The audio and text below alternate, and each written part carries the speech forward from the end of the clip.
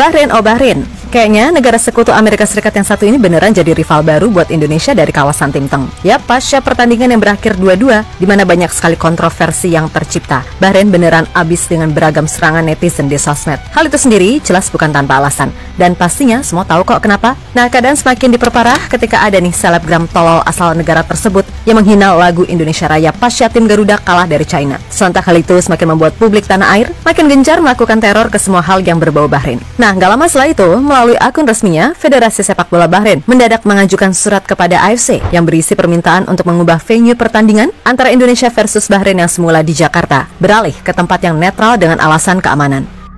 Sejalan dengan keinginan Asosiasi Sepak Bola Bahrain dalam memastikan keselamatan para anggotanya, terutama anggota tim nasional, asosiasi kami sedang dalam proses menghubungi FIFA dan AFC untuk memberitahu mereka tentang perilaku yang tidak dapat diterima yang telah didapat oleh Asosiasi Sepak Bola Bahrain, mulai dari ancaman, kata-kata hinaan, dan pencemaran nama baik yang dapat mempengaruhi keselamatan anggota tim nasional saat bertanding di ibu kota Jakarta. Asosiasi akan mengajukan permintaan perpindahan pertandingan dari Indonesia demi menjaga keselamatan tim nasional, tulis statement tersebut.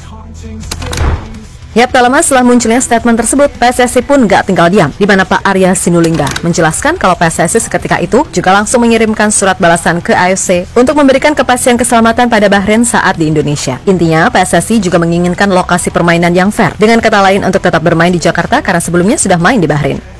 Kita akan buat surat ke AFC untuk menyatakan bahwa supaya pertandingan fair tetap di Jakarta, karena sebelumnya kan tandingnya di Bahrain. Yang kedua, kita juga akan memberitahu bahwa kita akan menjamin keamanan dan kenyamanan bagi tamu kita seperti di Bahrain. Karena bangsa kita ini, bangsa Indonesia, ramah pada tamu. Jadi pasti kami akan beri kenyamanan bagi mereka. Netizen Indonesia itu ramai, tapi sebenarnya mereka ramah dan baik-baik. Dalam kehidupan sehari-harinya mereka ramah. Sangat ramah lah bangsa kita. Apalagi kita sudah membuktikan pernah menjadi tuan rumah Piala Dunia U17 dan terselenggara dengan baik dan keamanan, kenyamanan semua event internasional aman dan nyaman. Jadi tidak perlu dikhawatirkan. Jadi itu yang bakal kita buat nantinya. Seperti itu. Itu yang diarahkan ketum ke kita agar buat surat KFC. Tegas beliau dilansir dari Kumparan. Yap, apa yang terjadi dengan Bahrain tentu saja membuat negara tersebut kini jadi bahan lelucon buat tim-tim lain, khususnya di luar Timteng. Di mana negara tersebut disebut cuman bisa berlindung di balik ketiak Presiden AFC yang notabene adalah orang Bahrain. Bahkan sekocak-kocaknya Qatar, gak sampai loh mereka semencolok itu untuk menghalalkan segala cara. Meskipun begitu, kalau sampai permintaan Bahrain ini dikabulkan oleh AFC, fix 1.000.000% ini nggak benar. Karena sebelum ini AFC sendiri pernah loh menghukum tim asal India, Mohun Bagan, yang secara resmi dicoret dari kompetisi AFC Champions League 2 setelah menolak hadir dalam pertandingan matchday kedua grup A yang digelar di Yadegar-e-Amam Stadium, Iran dengan alasan keamanan.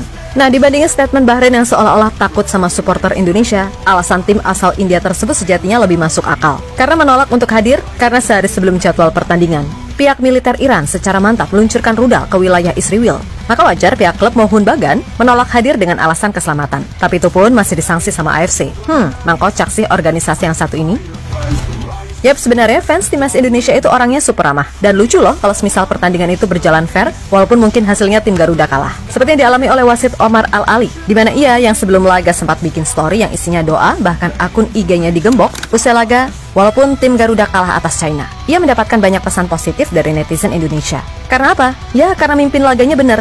Gak kayak wasit botak asal Oman yang sumpah, ingat mukanya aja udah sebel. Kayak, gimana sih? Ya gitulah pokoknya. Bahkan nih, followersnya yang semula cuma 30 ribuan, sampai narasi ini ditulis, kini naik jadi 70 ribuan. Sesuatu yang sekali lagi membuktikan kalau sebenarnya fans timnas itu tuh baik-baik. Asal gak disenggol dengan hal aneh dan terkesan curang aja, pasti semuanya bakal dibalas dengan cinta dan kasih sayang. Kan gitu.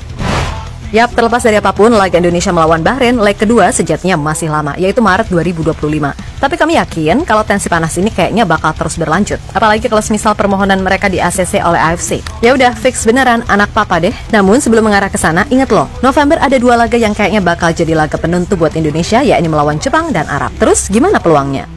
Ya kalau buat posisi 3 atau 4, sebenarnya masih ada peluang walaupun berat. Semisal kalah lawan Jepang pun jangan sampai dibantai. Imbang udah syukur, menang ya udah kita syukuran massal. Nah, kalau melawan Arab, ya gimana caranya usahakan untuk menang gak ketung 1-0 aja. Sumpah, kalau sampai hilang poin lagi, ya udahlah berat. Tapi kami percaya Koshin dan semua elemen timnas pastinya belajar dari kekalahan atas China kemarin.